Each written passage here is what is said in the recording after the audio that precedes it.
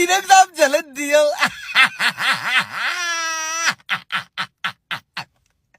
Hey, dan laat my jare. Luister hier. Jay en hy was nog getrouwd. En dan het hy uitgewerkie. Okay? En hy het besluit hy wil skei en whatsoever. Want Jay was nou die probleem. En Jay weet wat die eindelike probleem is. Hy beweeg aan, dat kry vir hom iemand anders. En Jay's happy vir hom. Maar weet jy wat? Jay beweeg ook aan. Volgens hom is jou lewe te lekker dan nou. En hy gedink, omdat hy jou skei, sy gaan die lewe nie.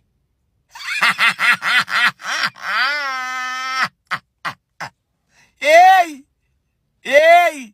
nou is hy getrouwd saam met hy vrou. En die ander is hy leeg. Dat voel hy nie lekker nie. Want hy lewe een lekker lewe nou. Hoekom wil hulle nie dat verstaan nie, my skat? Sê vir my, hoekom wil hy nie dat verstaan nie?